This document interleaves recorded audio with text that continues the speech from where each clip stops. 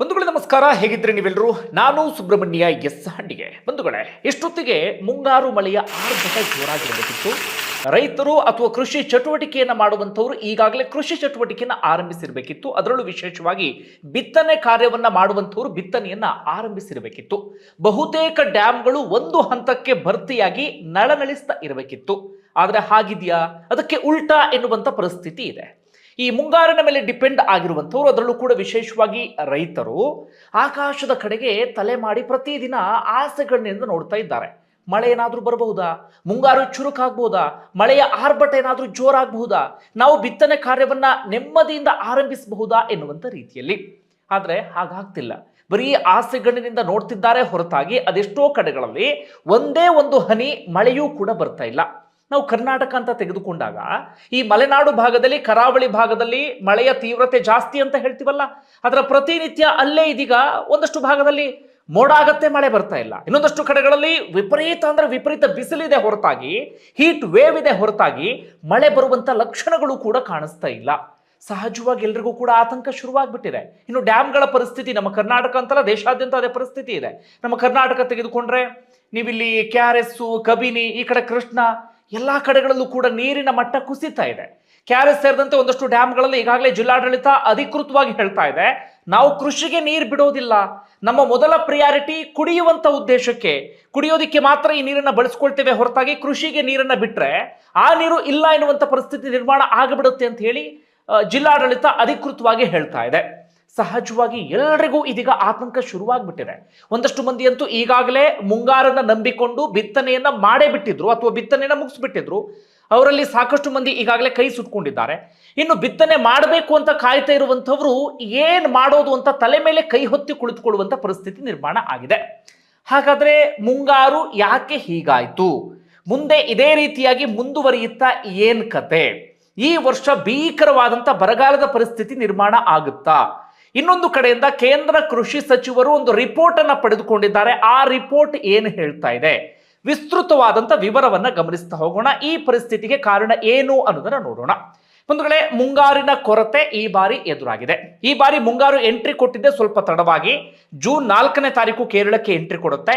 ಅದಾದ ಬಳಿಕ ಹಂತ ಹಂತವಾಗಿ ಬೇರೆ ಕಡೆಗಳಲ್ಲೂ ಕೂಡ ತಡವಾಗಿ ಮುಂಗಾರು ಆರಂಭ ಆಯಿತು. ಆರಂಭದಲ್ಲಿ ಮುಂಗಾರಿನ ಆರ್ಭಟ ಜೋರಾಗಿ ಇತ್ತು. ನೀವು ಒಂದಷ್ಟು ವರದಿಯನ್ನು ಗಮನಿಸಿರ್ತೀರಿ. ಮಳೆಯಿಂದ ಅನಾಹುತ ಆಯಿತು, ಈ ಅನಾಹುತ ಆಯಿತು ಎನ್ನುವ ರೀತಿಯಲ್ಲಿ. ಅನಾಹುತ ಆದ್ರೂ ಅಡ್ಡಿಲ್ಲ, ಮುಂಗಾರು ಚೆನ್ನಾಗಿ ಆಗ್ಲಿ ಅಂತ ಹೇಳಿ ಸಾಕಷ್ಟು ಜನ ಬಯಸ್ತಾರೆ. ಅದರಲ್ಲೂ ಕೂಡ ಕೃಷಿ ಕಾರ್ಯವನ್ನ ಮಾಡುವಂಥವರು. ಸಹಜವಾಗಿ ಎಲ್ಲರೂ ಕೂಡ ನೆಮ್ಮದಿಯಿಂದ ಸ್ವಲ್ಪ ಖುಷಿಯಿಂದ ಇದ್ರು. ಆ ಮುಂಗಾರನ್ನ ನಂಬಿಕೊಂಡು ಅಥವಾ ಮುಂಗಾರು ಹೀಗೆ ಮುಂದುವರಿಯುತ್ತೆ ಎನ್ನುವಂತಹ ಕಾರಣಕ್ಕಾಗಿ ಬಿತ್ತನೆ ಕಾರ್ಯ, ಕೃಷಿ ಚಟುವಟಿಕೆ ಎಲ್ಲವನ್ನೂ ಕೂಡ ಆರಂಭಿಸಿಯೇ ಬಿಟ್ರು. ನೋಡ್ತಾ ನೋಡ್ತಾ ಇದ್ದ ಹಾಗೆ ಮುಂಗಾರು ಕೈ ಕೊಡ್ತು. ಒಂದಿನ ಮಳೆ ಇಲ್ಲ, 2 ದಿನ ಇಲ್ಲ, 3 ದಿನ ಇಲ್ಲ, 4 ದಿನ ಇಲ್ಲ. ನೋಡ್ತಾ ನೋಡ್ತಾ ಇದ್ದಾಗೆ ಹೀಟ್ ವೇವ್ ಶುರುವಾಗ್ಬಿಡ್ತು. ಎಲ್ಲ ಕಡೆಗಳಲ್ಲೂ ಕೂಡ ಬಿಸಿ ಗಾಳಿ ಆರಂಭ ಆಗ್ಬಿಡ್ತು. ಇತ್ತ ಹವಾಮಾನ ಇಲಾಖೆ ನೋಡ್ತಾ ಇದ್ರೆ, ನಾನು 2 ದಿನಗಳ ಹಿಂದೆ ಅಥವಾ 3 ದಿನಗಳ ಹಿಂದೆ ಒಂದಷ್ಟು ವರದಿಯನ್ನು ಗಮನಿಸ್ತಾ ಇದ್ರೆ ಹವಾಮಾನ ಇಲಾಖೆ ಹೇಳ್ತಾ ಇತ್ತು, ನಾವು ಇವತ್ತಿಂದ ಮಳೆಯ ಆರ್ಭಟ ಜೋರಾಗಿರುತ್ತೆ, ಇವತ್ತಿಂದ ಮಳೆ ಶುರುವಾಗುತ್ತೆ, ಹಾಗೆ ಹೀಗೆ ಅಂತ ಹೇಳಿ. ಆದ್ರೆ ಹವಾಮಾನ ಇಲಾಖೆಯ ಆ ವರದಿ ಬರ್ತಿದೆಯೇ ಹೊರತಾಗಿ ವಾಸ್ತವದಲ್ಲಿ ಮಳೆ ಮಾತ್ರ ಬರ್ತಾ ಇಲ್ಲ. ಸಹಜವಾಗಿ ರೈತರಿಗೆ ಆತಂಕ ಶುರುವಾಗೇ ಬಿಡ್ತು. ನೋಡ್ತಾ ನೋಡ್ತಾ ನೋಡ್ತಾ ಇದ್ದ ಹಾಗೆ ಪರಿಸ್ಥಿತಿ ಎಲ್ಲಿಗೆ ಬಂತು ಅಂದ್ರೆ ಮುಂಗಾರಿನ ಕೊರತೆ ಎನ್ನುವಂತ ವರದಿ ಬರೋದಕ್ಕೆ ಶುರುವಾಯಿತು. ಈಗ ಬರ್ತಿರುವಂತ ವರದಿಯ ಪ್ರಕಾರ ದೇಶದಲ್ಲಿ ಮುಂಗಾರಿನ ಕೊರತೆ ಇಲ್ಲಿವರೆಗೆ ಅಂದ್ರೆ ನಿನ್ನೆ 17ನೇ ತಾರೀಕಲ್ಲ, 17ನೇ ತಾರೀಕಿನವರೆಗೆ ತೆಗೆದುಕೊಂಡ್ರೆ 40% ಅಷ್ಟು ಮುಂಗಾರಿನ ಕೊರತೆ ಆಗಿದೆ. ನಾವು ಒಂದು ಡೀಟೇಲ್ ಗಮನಿಸೋದಾದ್ರೆ 4ರಿಂದ 17ನೇ ತಾರೀಕಿನವರೆಗೆ 65.9 ಮಿಲಿಮೀಟರ್ ಆಗಬೇಕಿತ್ತು. ಆದ್ರೆ ಆಗಿದ್ದು ಕೇವಲ 39.7 ಮಾತ್ರ. ಹೆಚ್ಚು ಕಡಿಮೆ 40% ಮಳೆ ಕೊರತೆ ಅಥವಾ ಮುಂಗಾರಿನ ಕೊರತೆ ಎದುರಾಗಿದೆ. ಇದು ಒಂದು ವಿಚಾರ. ಅದರ ಬೆನ್ನಲ್ಲೇ IMD ಒಂದು ಸ್ಯಾಟಲೈಟ್ ಇಮೇಜ್ ಅನ್ನ ರಿಲೀಸ್ ಮಾಡ್ತು. ಆ ಸ್ಯಾಟಲೈಟ್ ಇಮೇಜಸ್ ಇನ್ನಷ್ಟು ಆತಂಕವನ್ನು ಹೆಚ್ಚಿಸುವ ರೀತಿಯಲ್ಲಿ ಇದ್ದವು.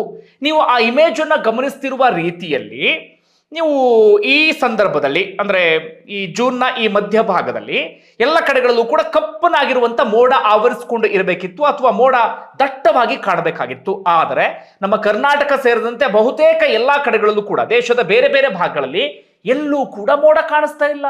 ಮೋಡವೇ ಮಾಯ ಆಗಿಬಿಟ್ಟಿದೆ. ಮೋಡವೇ ಇಲ್ಲದಂತ ಲಕ್ಷಣಗಳು ಕಾಣಿಸ್ತಾ ಇದೆ. ಸ್ಪಷ್ಟವಾಗಿ ಅಲ್ಲಿ ಗೋಚರ ಆಗ್ತಾ ಇದೆ ಮಳೆ ಕೊರತೆ, ಮಳೆಯೇ ಇಲ್ಲ ಎನ್ನುವಂತ ರೀತಿಯಲ್ಲಿ. ನಿಮಗೆ ಕೇವಲ ಮೋಡ ಎಲ್ಲಿ ಕಾಣಿಸ್ತಾ ಇದೆ ಅಂದ್ರೆ ಇದು ಹಿಮಾಲಯ ಭಾಗದಲ್ಲಿ ಬಿಟ್ಟರೆ ಈಶಾನ್ಯ ರಾಜ್ಯಗಳ ಪ್ರದೇಶ ಇದೆಯಲ್ಲ ಅಲ್ಲಿ ಆ ಕಾರಣಕ್ಕಾಗಿ ಮಳೆ ಆಗ್ತಾ ಇದೆ. ಈಶಾನ್ಯ ರಾಜ್ಯ ಪ್ರದೇಶಗಳಲ್ಲಿ ಮಾತ್ರ ಕಾಣಿಸ್ತಿದೆ ಹೊರತಾಗಿ ನಿಮಗೆ ಎಲ್ಲೂ ಕೂಡ ಮೋಡವೇ ಕಾಣಿಸ್ತಾ ಇಲ್ಲ, ಮೋಡವೇ ಮಾಯ ಆಗಿಬಿಟ್ಟಿದೆ. ಇನ್ನಷ್ಟು ಆತಂಕ ಶುರುವಾಗ್ಬಿಡ್ತು. ಆ ಸ್ಯಾಟಲೈಟ್ ಇಮೇಜಸ್ ಅನ್ನ ಯಾರು ಗಂಭೀರವಾಗಿ ನೋಡ್ತಾ ಇದ್ರು, ರೈತರಂತೂ ತುಂಬಾ ಗಂಭೀರವಾಗಿ ಪ್ರತಿನಿತ್ಯ ಹವಾಮಾನ ಇಲಾಖೆಯ ವರದಿಯನ್ನು ನೋಡ್ತಾ ಇದ್ದಾರೆ. ಅಂದ್ರೆ ಬಿತ್ತನೆ ಮಾಡ್ಬೇಕಲ್ಲ, ಅವ್ರು ಕಾಯ್ತಾ ಇದ್ದಾರೆ. ಭೂಮಿ ಹದ ಆಗಬೇಕು, ಮಳೆ ಬರಬೇಕು, ಬಿತ್ತನೆ ಎಲ್ಲವನ್ನು ಕೂಡ ಮಾಡಬೇಕು. ಆ ಬಿತ್ತನೆ ಮಾಡಾದ ಬಳಿಕ ಏನು ಬರುತ್ತೆ ಫಸಲು ಅದ್ರ ಮೇಲೆ ತುಂಬಾ ಜನ ಡಿಪೆಂಡ್ ಆಗಿದ್ದಾರೆ. ಭತ್ತ, ಸೋಯಾಬೀನು ಎಲ್ಲವೂ ಕೂಡ ಇದೇ ಸಂದರ್ಭದಲ್ಲಿ ಹಾಕೋದು. ನೋಡಿದ್ರೆ ಇಲ್ಲವೇ ಇಲ್ಲ ಮಳೆ. ಕಾದು ಕಾದು ಕಾದು ರೈತರಿಗೆ ಸಾಕಾಗಿ ಹೋಗಿದೆ. ಅದರಲ್ಲೂ ಕೂಡ ಯಾರ್ಯಾರು ತುಂಬಾ ಗಂಭೀರವಾಗಿ ಹವಾಮಾನ ಇಲಾಖೆ ವರದಿ ನೋಡ್ತಿದ್ರು ಅವ್ರಿಗೆ ಆತಂಕ ಶುರುವಾಗ್ಬಿಡ್ತು. ಈ ಸ್ಯಾಟಲೈಟ್ ಇಮೇಜಸ್ ಬಂದ ಬಳಿಕ ಏನ್ ಕತೆ ಎನ್ನುವಂತ ರೀತಿಯಲ್ಲಿ. ಹಾಗಾದ್ರೆ ಏನಾಗ್ತಿದೆ, ಯಾವ ಕಾರಣಕ್ಕಾಗಿ ಹೀಗಾಯ್ತು, ಮುಂದೇನು, ಆ ವಿವರವನ್ನ ಇದೀಗ ಗಮನಿಸ್ತಾ ಹೋಗೋಣ. ಮೊದಲಿಗೆ ಈ ಮಳೆಯ ಅಂದ್ರೆ ಹೇಗಾಗುತ್ತೆ ಏನು ಎತ್ತ ಅನ್ನೋದು ನಾವು ಅರ್ಥ ಮಾಡ್ಕೊಳ್ಬೇಕಾಗತ್ತೆ. ಬಂಧುಗಳೇ, ಒಂದು ಕ್ಲಾರಿಟಿಯನ್ನು ಕೊಡೋದಾದ್ರೆ ಆತಂಕಗೊಳ್ಳುವಂತ ಅವಶ್ಯಕತೆ ಇಲ್ಲ. ಮುಂಗಾರೇ ಹೊರಟೋಯ್ತು, ಮುಂಗಾರು ಮುಗ್ದೇ ಹೋಯ್ತು, ಈ ಬಾರಿ ಅತೀ ಭಯಾನಕವಾದಂತ ಬರಗಾಲ ಹಾಗೆ ಹೀಗೆ ಅಂತ ಪರಿಸ್ಥಿತಿ ಇಲ್ಲ. ಇಂತಹ ಪರಿಸ್ಥಿತಿಗೆ ನಾವೇನಂತ ಕರಿತೀವಿ ಅಂದ್ರೆ ಮಾನ್ಸೂನ್ ಪಾಸ್ ಅಥವಾ ಮಾನ್ಸೂನ್ ಬ್ರೇಕ್ ಅಂತ ಹೇಳಿ ಕರಿತೀವಿ. ಅಂದ್ರೆ ಆರಂಭದಲ್ಲಿ ಮುಂಗಾರಿನ ಆರ್ಭಟ ಜೋರಾಗಿತ್ತಲ್ಲ, ಒಂದಷ್ಟು ದಿನಗಳ ಕಾಲ ಆ ಮಾನ್ಸೂನ್ ಬ್ರೇಕ್ ತೆಗೆದುಕೊಂಡಿದೆ ಅಥವಾ ಮಾನ್ಸೂನ್ಗೆ ಒಂದು ಪಾಸ್ ಬಿದ್ದಿದೆ. ಮತ್ತೆ ಮುಂಗಾರು ಚುರುಕುಗೊಳ್ಳುತ್ತೆ, ಮುಂಗಾರಿನ ಆರ್ಭಟ ಜೋರಾಗಿರುತ್ತೆ. ಎಲ್ಲಿ ಏನಾಗಿದೆ ಎನ್ನುವಂತ ವಿವರವನ್ನ ನಾವು ಗಮನಿಸ್ತಾ ಹೋಗೋದಾದ್ರೆ ಬಂಧುಗಳೇ, ಮಳೆ ಹೇಗಾಗುತ್ತೆ ಅಂದ್ರೆ ಪ್ರಮುಖವಾಗಿ ಸಮುದ್ರ ಮತ್ತೆ ಗಾಳಿಯ ಆಟ ಇಲ್ಲಿ ಬಹಳ ಪ್ರಮುಖ, ಅಥವಾ ಸಮುದ್ರ ಮತ್ತೆ ಗಾಳಿ ಇಲ್ಲಿ ಬಹಳ ಪ್ರಮುಖ ಆಗುತ್ತೆ. ಹೇಗೆ, ಸಮುದ್ರದ ನೀರಿನ ಮೇಲೆ ಸೂರ್ಯನ ಬಿಸಿಲು ಬೀಳುತ್ತೆ. ಬಿಸಿಲು ಬೀಳ್ತಾ ಇದ್ದ ಹಾಗೆ ನೀರು ಕಾಯೋದಿಕ್ಕೆ ಶುರುವಾಗುತ್ತೆ, ನೀರಿನ ಶಾಖ ಜಾಸ್ತಿ ಆಗೋದಿಕ್ಕೆ ಶುರುವಾಗುತ್ತೆ. ಶಾಖ ಜಾಸ್ತಿ ಆಗ್ತಾ ಇದ್ದ ಹಾಗೆ ಅದು ತೇವಾಂಶವಾಗಿ ಪರಿವರ್ತನೆ ಆಗುತ್ತೆ. ಆ ತೇವಾಂಶ ಗಾಳಿಗೆ ಸೇರಿಕೊಂಡು ಅದು ಸೀದಾ ಮೇಲೆ ಹೋಗಿ ಅಲ್ಲಿ ಮೋಡಗಳೆಲ್ಲವೂ ಕೂಡ ಸೃಷ್ಟಿ ಆಗುತ್ತೆ. ಸಿಂಪಲ್. ನಿಮಗೆ ಇನ್ನು ಸರಳವಾಗಿ ಅರ್ಥ ಮಾಡಿಸೋದಾದ್ರೆ, ನೀವು ಒಲೆಯ ಮೇಲೆ ಅಥವಾ ಸ್ಟವ್ ಮೇಲೆ ಒಂದು ಪಾತ್ರೆಯನ್ನು ಇಟ್ಟಿದ್ದೀರಿ ಅಂತ ಇಟ್ಕೊಳ್ಳಿ. ಪಾತ್ರೆಯ ನೀರು ಕೊತ ಕೊತ ಕೊತ ಕೊತ ಕುದಿಯೋದಿಕ್ಕೆ ಶುರುವಾಗುತ್ತೆ. ಮೇಲ್ಗಡೆ ನಿಮಗೆ ಆ ಹವೆ ಕಾಣೋದಿಕ್ಕೆ ಆರಂಭ ಆಗುತ್ತಲ್ಲ, ನೀವು ಪಾತ್ರೆಯ ಮೇಲೆ ಏನಾದ್ರೂ ಒಂದು ಮುಚ್ಚಳವನ್ನ ಮುಚ್ಚಿಟ್ಟಿದ್ರಿ ಅಂತಾಗಿದ್ರೆ ಆ ಹವೆ ಎಲ್ಲವೂ ಕೂಡ ಆ ಗಾಳಿಯಲ್ಲಿ ಹಾಗೆ ಬಂದು ಮುಚ್ಚಳದ ಮೇಲೆ ಕುತ್ಕೊಂಡು ಬಿಡುತ್ತೆ. ಹನಿ ಹನಿ ಹನಿ ಹನಿ ಹನಿ ಕೂತ್ಕೊಂಡಿರುತ್ತೆ. ತಕ್ಷಣ ಪ್ಲೇಟ್ ಅನ್ನ ಎತ್ತಿದ್ರಿ ಅಂತಂದ್ರೆ ಹನಿ ಕೆಳಗಡೆ ಬೀಳೋದಕ್ಕೆ ಶುರುವಾಗುತ್ತೆ. ಮಳೆ ಆಗೋದು ಹಿಂಗೆ. ಸಮುದ್ರದ ಮೇಲೆ ನೀರಿನ ಶಾಖ, ಬಿಸಿಲಿನ ಶಾಖ ಬರಬೇಕು, ಅಲ್ಲಿ ತೇವಾಂಶ ಸೃಷ್ಟಿಯಾಗಬೇಕು, ಆ ತೇವಾಂಶ ಗಾಳಿಗೆ ಸೇರ್ಕೊಳ್ಬೇಕು. ಆ ಹಗುರವಾದಂತ ಇದು ಸೀದಾ ಮೇಲ್ಗಡೆ ಆಕಾಶದ ಕಡೆಗೆ ಹೋಗ್ತಾ ಇದ್ದ ಹಾಗೆ ದೊಡ್ಡದವೆಲ್ಲವೂ ಹನಿ ಹನಿ ಹನಿ ಎಲ್ಲವೂ ಕೂಡ ಒಟ್ಟಿಗೂಡಿ ಒಂದು ದೊಡ್ಡದಾಗಿರುವಂತ ಮೋಡ ಸೃಷ್ಟಿಯಾಗುತ್ತೆ. ಆ ಮೋಡ ಮಳೆಯ ರೂಪದಲ್ಲಿ ಭೂಮಿಗೆ ಮತ್ತೊಮ್ಮೆ ವಾಪಸ್ ಬರುತ್ತೆ. ಆದ್ರೆ ಈಗ ಏನಾಗಿದೆ ಅಂದ್ರೆ, ನಾನು ಆಗ್ಲೇ ಹೇಳಿದ ಹಾಗೆ ಮಾನ್ಸೂನ್ ಪಾಸ್ ಅಥವಾ ಮುಂಗಾರಿನ ಜಡತ್ವ ಅಥವಾ ಮಾನ್ಸೂನ್ ಬ್ರೇಕ್ ಅಂತ ಹೇಳಿ ಕರಿತೀವಿ. ಯಾವ ಕಾರಣಕ್ಕಾಗಿ ಹೀಗಾಯ್ತು ಅಂತ ನಾವು ಗಮನಿಸ್ತಾ ಹೋಗೋದಾದ್ರೆ, ಈಗ ಸಮುದ್ರದಲ್ಲಿ ತೇವಾಂಶ ಇದೆ, ತೇವಾಂಶ ಸೃಷ್ಟಿ ಆಗಿದೆ. ಅದರಲ್ಲಿ ಯಾವುದೇ ರೀತಿಯಲ್ಲೂ ಕೂಡ ಸಮಸ್ಯೆ ಆಗಿಲ್ಲ, ತೇವಾಂಶ ಸೃಷ್ಟಿ ಆಗಿದೆ. ಆ ತೇವಾಂಶ ಏನಾಗಬೇಕು ಅಂದ್ರೆ ಭೂಮಿಯ ಕಡೆಗೆ ಬರಬೇಕು, ಅಥವಾ ನಮ್ಮ ಭಾರತದ ಕಡೆಗೆ ಆ ತೇವಾಂಶವನ್ನ ಎಳ್ಕೊಂಡು ಬರಬೇಕು. ಗಾಳಿ ಆ ತೇವಾಂಶವನ್ನ ಎಳ್ಕೊಂಡು ಬರುವಂತ ಕೆಲಸವನ್ನ ಮಾಡಬೇಕಾಗತ್ತೆ. ಆ ತೇವಾಂಶವನ್ನ ಗಾಳಿ ಎಳ್ಕೊಂಡು ಬಂದಾಗ ಅದು ಮೋಡ ಆಗಿ ಮೋಡ ಮಳೆಯ ರೂಪದಲ್ಲಿ ಕೆಳಗಡೆ ಬರುತ್ತಲ್ಲ, ಆ ಗಾಳಿ ತೇವಾಂಶವನ್ನ ಎಳ್ಕೊಂಡು ಬರೋದಿಕ್ಕೆ ನಾವು ಲೋ ಪ್ರೆಷರ್ ಏರಿಯಾ ಅಂತ ಹೇಳಿ ಕರಿತೀವಿ. ಅಂದ್ರೆ ಗಾಳಿಯ ಒತ್ತಡದ ವ್ಯವಸ್ಥೆ, ಅಂದ್ರೆ ಭೂಮಿಯಲ್ಲಿ ಅದಕ್ಕೆ ಪೂರಕವಾದಂತ ವಾತಾವರಣ ಸೃಷ್ಟಿ ಆಗಬೇಕಾಗತ್ತೆ. ಸದ್ಯ ಏನಾಗಿದೆ, ಸಮುದ್ರದಲ್ಲಿ ತೇವಾಂಶ ಇದ್ದರೂ ಕೂಡ ಭೂಮಿಯಲ್ಲಿ ಅದಕ್ಕೆ ಬೇಕಾದಂತ ಪೂರಕವಾದಂತ ವಾತಾವರಣ ಇಲ್ಲದಂತ ಕಾರಣಕ್ಕಾಗಿ ಗಾಳಿಯ ವೇಗ, ಗಾಳಿಯ ದಿಕ್ಕು ಎರಡೂ ಕೂಡ ಬದಲಾಗಿ ಬಿಟ್ಟಿದೆ. ಆ ತೇವಾಂಶವನ್ನ ಗಾಳಿ ಸೀದಾ ಭೂಮಿಯ ಮೇಲೆ ಎಳ್ಕೊಂಡು ಬರ್ತಾ ಇಲ್ಲ. ಇದಕ್ಕೆ ನಾವು ಮುಂಗಾರಿನ ಪಾಸ್ ಅಥವಾ ಜಡತ್ವ ಅಂತ ಹೇಳಿ ಕರಿತೀವಿ. ಇದು ಯಾವಾಗಲೂ ಕೂಡ ತುಂಬಾ ಲಾಂಗ್ ಟೈಮ್ ಇರೋದಿಲ್ಲ, ಒಂದು ಸ್ವಲ್ಪ ಸಮಯದ ಕಾಲ ಇಂಥದೊಂದು ಪರಿಸ್ಥಿತಿ ನಿರ್ಮಾಣ ಆಗಿರುತ್ತೆ. ಮತ್ತೊಂದು ಏನಾಗಿದೆ ಅಂದ್ರೆ ಜೆಟ್ ಸ್ಟ್ರೀಮ್ ಅಂತ ಹೇಳಿ ಕರಿತೀವಿ. ಈ ಮುಂಗಾರು ಟೈಮ್ನಲ್ಲಿ ಅಥವಾ ಮಾನ್ಸೂನ್ ಟೈಮ್ನಲ್ಲಿ ಈ ಪಶ್ಚಿಮದ ಗಾಳಿ ಇದೆಯಲ್ಲ, ಅದು ಉತ್ತರ ಭಾರತದ ಕಡೆಗೆ ಸರಿತಾ ಹೋಗ್ಬೇಕಾಗತ್ತೆ, ಪಶ್ಚಿಮದ ಗಾಳಿ. ಆದ್ರೆ ದಕ್ಷಿಣದಲ್ಲೇ ಆ ಗಾಳಿ ನಿಂತಹ ಸಂದರ್ಭದಲ್ಲಿ ಸಮುದ್ರದಿಂದ ಬರುವಂತ ಮುಂಗಾರು ಮಾರುತಗಳನ್ನ ಅದು ತಡೆದು ನಿಲ್ಲಿಸುತ್ತೆ ಅಥವಾ ಅಲ್ಲೇ ಬ್ರೇಕ್ ಮಾಡಿ ಬಿಡುತ್ತೆ. ಆ ಕಾರಣಕ್ಕಾಗಿಯೂ ಕೂಡ ಸರಿಯಾಗಿ ಒಂದ್ ರೀತಿಯಲ್ಲಿ ತಡೆಗೋಡೆ ರೀತಿಯಲ್ಲಿ ನಿಂತ್ಕೊಂಡು ಬಿಟ್ಟಿದೆ. ಆ ಕಾರಣಕ್ಕಾಗಿ ಮುಂಗಾರು ಮಾರುತ ಒಳಗಡೆ ಎಂಟ್ರಿ ಕೊಡ್ತಾ ಇಲ್ಲ, ಒಳನಾಡಿನ ಕಡೆಗೆ ಎಂಟ್ರಿ ಕೊಡ್ತಾ ಇಲ್ಲ. ಮತ್ತೊಂದೇನಾಗಿದೆ ಅಂದ್ರೆ ಸದ್ಯ ಒಣ ಹವೆ ಸೃಷ್ಟಿ ಆಗಿ ಬಿಟ್ಟಿದೆ. ಈ ತೇವಾಂಶ ಮೇಲ್ಗಡೆ ಹೋದಂತ ಸಂದರ್ಭದಲ್ಲಿ ಒಣ ಹವೆ ಏನ್ ಮಾಡ್ಬಿಡುತ್ತೆ ಅಂದ್ರೆ ತೇವಾಂಶವನ್ನ ಛಿದ್ರಗೊಳಿಸ್ಬಿಡುತ್ತೆ ಅಥವಾ ಕಂಪ್ಲೀಟ್ ಆಗಿ ಡ್ರೈ ಮಾಡಿ ಬಿಡುತ್ತೆ. ಆ ಕಾರಣಕ್ಕಾಗಿ ಸದ್ಯ ಈಗ ಮುಂಗಾರಿನ ಪಾಸ್ ಅಥವಾ ಜಡತ್ವದ ಪರಿಸ್ಥಿತಿ ನಿರ್ಮಾಣ ಆಗಿದೆ. ತೇವಾಂಶ ತುಂಬಿದಂಥ ಗಾಳಿ ಮೇಲಕ್ಕೇರಿ ಮೋಡ ಆಗಬೇಕಿತ್ತು, ಆದರೆ ಆಗ್ತಾ ಇಲ್ಲ. ಗಾಳಿಯ ದಿಕ್ಕು, ವೇಗ ಎಲ್ಲವೂ ಕೂಡ ಕಡಿಮೆ ಆಗಿ ಹೋಗ್ಬೇಕು ಅಥವಾ ಬದಲಾಗಿ ಹೋಗಿಬಿಟ್ಟಿದೆ. ಸದ್ಯಕ್ಕೆ ಇಂಥದ್ದೊಂದು ಪರಿಸ್ಥಿತಿ ನಿರ್ಮಾಣ ಆಗಿದೆ. ಇದರಿಂದ ಎಫೆಕ್ಟ್ ಆಗ್ತಿರೋದು ಏನಪ್ಪಾ ಅಂದ್ರೆ ಪ್ರಮುಖವಾಗಿ ಈ ಕೃಷಿ ವಲಯದ ಭಾಗಗಳು ಯಾವ್ದ್ಯಾವುದು, ಕರ್ನಾಟಕ, ಮಹಾರಾಷ್ಟ್ರ, ತಮಿಳುನಾಡು, ಗುಜರಾತ್, ಮಧ್ಯಪ್ರದೇಶ, ಇಲ್ಲೆಲ್ಲ ಕಡೆಗಳಲ್ಲೂ ಕೂಡ ಸಮಸ್ಯೆ ಆಗ್ತಾ ಇದೆ. ಹಾಗಾದ್ರೆ ಎಷ್ಟು ದಿನಗಳ ಕಾಲ ಈ ಸಮಸ್ಯೆ ಇರುತ್ತೆ, ಮುಂದೇನು ಅಂತ ನಾವು ಗಮನಿಸ್ತಾ ಹೋಗೋದಾದ್ರೆ ತುಂಬಾ ಲಾಂಗ್ ಟೈಮ್ ಇಲ್ಲ.